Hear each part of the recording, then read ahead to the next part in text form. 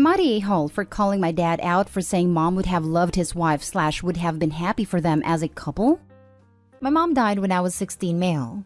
3 years later, dad started dating the one woman my mom hated most in the world. They had a beef going on since childhood, and then when they worked together, it continued. Mom used to say how much she hated her, how she'd be glad when she no longer have to have her in her life. She said she was the worst person ever. It used to be a joke with my dad and mom's family that mom would hunt her if mom was the first of the two of them to die. Everyone knew the feeling was mutual between them though. So much that people they worked with did everything so they never had to work together. And their boss almost fired my dad's current wife back in the day for her unprofessional behavior. Dad fell in love with her though, and ever since has been determined to paint a different picture. It turned my mom's family against him, who hated him for his choice of partner after mom. They said if he expects to reunite with mom in death, then he has another thing coming, because she would never forgive him for choosing her, his current wife. His choice of wife bothers me too, as well as how he talks about her and my mom. He has talked endlessly about how mom would have loved his wife, or how happy she would be for them. Once, he even said she sent his wife to us when I have kids. They can have a grandma. My fiancé and I were having dinner with my dad and her parents. Dad's wife was there too. Dad started off on his BS about this, and I called him out and reminded him that mom hated her, and that the feeling was very much mutual while she was alive, that he had a right to move on, but to stop painting a pretty picture. He told me that I had done that to hurt him and that he didn't need my judgment. Am I the a-hole? Now for the top comments. Not the a-hole. Your dad is attempting to gaslight everyone around him so he doesn't have to feel bad about his choice and partner. The other side of the situation is, he doesn't have to feel bad. He waited an appropriate amount of time after the loss of his first wife and then found love. It doesn't really matter who with. He does not require his late wife's approval or your approval. He's an adult, you're an adult, and he has every right to be happy. Right, be with who you want to be, but stop spinning BS yarn about destiny, or that your late partner sent you to one person they absolutely despised so you can be happy again. If I was Opie's wife, I would be resurrecting myself instantaneously to come after them. LMAO. Like, fine, if you fell in love, whatever, but don't be telling lies about me because I'm not there to defend myself. Not the a-hole. He can marry who he wants, but he doesn't get to 1. Fabricate the past, 2. Demand you play along, and 3. Not face the consequences of lying so blatantly to the point he's seriously repulsing people. I'd respect him more if he had acknowledged the true history between the two women, admitted he liked his new wife despite this, and stopped trying this frankly Orwellian crap. Frankly, I'd go very low contact with the man, because he's going to try to brainwash any future kids with his fantasy Lala version. Seriously, I'm petty, but I would have asked him, how does it feel to know your wife married you to get revenge on a dead woman? I also wouldn't want him near my kids, so his outlandish suggestion that she would be their grandparents would definitely send me to low contact territory. It's not judgment, Dad. It's a fact. I'm happy you're happy, but stop trying to make it something it's not. Not the a-hole. Not the a-hole. Basically came here to say this. It's great he's happy again, but that doesn't negate the other factors in the situation. Next story. Am I the a-hole for intentionally drinking at family events so I'm not forced to babysit? I, 30 male, I'm the only one of my siblings without children. This is a personal choice for many reasons I won't get into. My parents live with my sister who is 9 years older and has 2 kids I see often. However, my brother, 2 years older, has a young girl and 2 little boys. All 3 are likely on the spectrum, but my brother and his wife refuse to check through a doctor. They're also homeschooled in a very rural area, and I don't get to see my brother and his family very often, maybe once a year. Every time I do spend time with my brother and his family, it never fails that he finds a way to dump his 3 kids on me, who may have special needs, the second he can, so him and his wife can disappear from the kids' area. I really only see my brother's family during large family events. The kids usually have their own separate area to play and eat, away from the adults smoking cigarettes and drinking, etc., so they can socialize and let loose, so to speak. My brother's 3 kids don't leave the house very much, almost never, as they live on a big farm. So when they go to these kinds of events, they are over the top excited and harder to manage. And one is nonverbal but constantly walks around looking to play with literally deadly things. So needless to say, I'm not qualified or even capable to watch my brother's 3 kids by myself as well as what they need. Plus, their cousins, my sister's kids, also want to spend time with their cousins. So I'm sitting there by myself watching 5 kids aged 4 to 8 by myself. 3 of which may have special needs. 1 is a freaking monster. And because I'm the cool uncle, I gave them a Nintendo Switch for my own peace of mind. My brother assumes every time that I'll just watch his kids. It's gotten so blatant on my brother's end that lately at family events, my brother will give me a physical paper list of parental duties, a backpack with stuff for the kids, then turn his phone off in front of me, then walk away after dumping his kids on me. I go to these family events to spend time with my whole family, not to be an isolated babysitter. I love my nieces and nephews, but this is one of the reasons I didn't have children in my 20s. Family events are just as important to me as other parents there, and they can manage to watch their own kids. But my brother always finds a way to ditch me with his kids. Then ultimately my sister's kids join in too. I don't go to these family events to be a babysitter, so I've just started drinking a bit before I show up and drink a little bit consistently enough to safely say I shouldn't have 5 small children in my care. Since these times are really the only times my brother sees me, he thinks I'm a drunk and spreading rumors as such. Not at all, but laugh at your solution instead of just confronting them. You can do whatever you want at family parties because you don't have kids. I would maybe tell him that you're not available to babysit at parties and he should plan accordingly. I've definitely talked to them. Lol, they act like martyrs because they procreated. I hate people like that.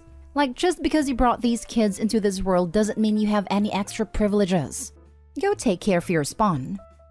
Parents always seem to forget all the rewards of being a parent has the second they're slightly inconvenienced. Not the a-hole. This is just your brother using you without any thought to you as a person. Get your drink on. Your other family members that actually care will ask you if you're an alcoholic. You can be honest with them. The ones that just accept the rumors, well, that tells you their opinion of you. I have one aunt who tells me I should join AA, but she only has the nerve to tell me that while she's also been drinking. Haha. Not the a-hole. But that's probably not the best way to deal with this. Drinking and allowing others to assume you're a drunk is ridiculous. Get into conversations and then say you can't simply leave the chat and look after the kids. Or start cooking something so that you can't abandon the stove or the pan for too long. Honestly, there's no point being honest in these situations because they will probably only get selfishly offended. But perhaps you don't want to be drunk every time you meet your family. Trust me, this was far from my first solution. I even tried bringing friends, and my brother still finds a way to corner me. Next story is titled, Am I the a-hole for screaming at my husband and daughter because I didn't clean the house? So I, 37 female, have a husband, 38 male, and a daughter, Ellie, 17 female. I won't specify exactly what my job is because it's not relevant to this situation. But long story short, I was offered some extra training from my workplace in order to gain higher qualifications and therefore go onto a higher paid ranking in the business. This training was a week long, which isn't much. However, it was about 6 hours drive from where I live, which meant I had to book a hotel and stay there for a week. I asked my husband if he could look after Ellie for the week. He agreed happily, and that was that. Now, I'm not exactly a perfectionist and our house is by no means pristine. However, I do like to make sure it is clean and keep it at least somewhat tidy and presentable. I clean surfaces, toilets, floors, etc. regularly. However, there can be a little mess about a place, which is not unusual. Walking through the front door to my house after that training week absolutely horrified me. We have 2 cats and they are litter trained. The litter was full with cat poo and it stank the house out. Neither my husband nor my daughter, both able-bodied people, had bothered to take care of the cat litter. There were dirty dishes piling up everywhere in the kitchen and they smelled bad too. There were muddy footprints on the carpet, food smushed onto the sofa. The house was just a complete mess. After a week of work training for 15 hours each day, I did not have it in me to get angry in that moment. I just sat on the filthy sofa and cried. Then my daughter and husband came down the stairs, complaining that I hadn't immediately started washing the dishes as soon as I came through the door, so they could make food and drink. At this point, I was really started to see red. What made me lose my temper completely was when my husband said I was ungrateful for him giving up his time to look after Ellie all day. I lost it. I screamed at my husband saying that he has no right to expect me to be grateful. when he left the house that I paid for in such a disgusting state. I then said that Ellie's a 17-year-old girl who can look after herself for the majority of the time, which meant he was completely over-exaggerating the extent of how much time he gave up. I then said to both of them that if they are going to treat me like this, they can just leave and go somewhere else and live like tramps elsewhere. My husband took Ellie and left. I don't know where they are now. My guess is that they went to my husband's parents' house. Am I the a-hole? Now for the top comments. Not the a-hole. You need to take a video of the house before they come home. Get evidence as to what state the house is in. I honestly would pack my items back up. Get a hotel for 2 more nights and tell them that if the house isn't to at least the standard it was in which you left, consequences would follow, especially to your husband. Not the a-hole. I'm so sorry that your family is such a jerk to you. P.S. Your poor cats. Your husband and daughter care so little for your pets that they forced them to go outside a box? This is incredibly stressful and cruel. Please make sure you remember this detail especially. They walked past these animals every day and didn't care that they were hurting them. And send the video to anyone who yells at you after believing your husband's lies. Not the a-hole. You weren't even there. How would it be your responsibility to clean up the mess they made? And your husband is not doing you a special favor by looking after his own daughter. He is a parent, that is what parents do. Even if she were little and required a lot of his time and attention, he would not have given up time to help you out. He would have been simply a father. They take you for granted for all the cleaning you do, obviously. I would not want them to come home until you've all talked this through, and they understand why they behaved like ungrateful a-holes. And also, they need to clean the house. Maybe you should go to a hotel till they have cleaned the place up, actually. A few people have suggested me going to a hotel and waiting for them to clean up. I completely agree, and I wish I had thought of that in the moment. However, I was so angry I wasn't really thinking properly. I still might do it though, if that's what it takes. OP, you absolutely should. That is awful how your daughter and husband treated you and let the house get. He wasn't babysitting. She isn't 1, she is 17. They should be able to empty litter boxes and wash dishes. It isn't like they had to deep clean. Just not make a mess for a week. That isn't hard. Let this be a huge wake-up call to you. You haven't let them get away with you doing everything. Now for the last story. Am I the a-hole for telling a fellow mother of a special needs child that my daughter is not responsible for her child? I have 2 children who we'll call Maria, 14 female, and David, 7 male. David is on the autism spectrum. He is non-vocal and requires a fair bit of specialized care. Since his birth, Maria has had to take on a partial caring role for David for a variety of reasons. I make sure that this is not to an extent where she is taking care of him, however. Just enough so that she can help out while not losing out on her own life and experiences as a child. Unfortunately, this does not always work out as intended, and sometimes Maria does have to step up when I and my husband fail. But I always make sure to make it up to her and reward her for the time she helps us out like I would a normally paid caretaker. This summer, I enrolled Maria in a summer art program. She had been looking forward to it for months and was ecstatic on the first day. This enthusiasm quickly turned sour, and she stopped wanting to go after only the first 2 weeks. This was because Maria was essentially assigned to watch over a girl we'll call Helen. Helen is a girl who is also on the autism spectrum. I know Helen's mother personally, and when she learned that her daughter and mine were going to be in the same art classes over the summer, she asked the organizers personally to essentially assign Maria to be Helen's mandatory friend over the summer. Over the first 2 weeks, Maria was essentially burdened with Helen. She spent a good chunk of the class time helping Helen out with her own projects, instead of being able to work on her own. She also at one point had to help one of the teachers out when Helen began to have an anxiety attack and did not get to do any art the entire day. When I learned of this, I was livid. I contacted the organizers of the art program and went off, demanding my money back and threatening to report them for having a student, and a minor of that, responsible for the care of a special needs child. They let it slip to me that Helen's mother told them that I and her were close friends, which is not the case. I called Helen's mother up as well and went off, demanding to know where she got the nerve to ruin my child's own experience and treat her like a caretaker for her own child. She claimed that Ellen wanted to do the art program, but she was afraid that she would not be able to do it alone. That Maria had experience with special needs children and that she felt safe with her being next to Helen's side. She then yelled at me, called me a heartless a-hole and said that I should know where she was coming from. I got my money back Monday and I'm looking into private art tutoring options for Maria. When my husband learned what happened, he lost it. Said that I should be understanding of Helen's mother considering our own situation.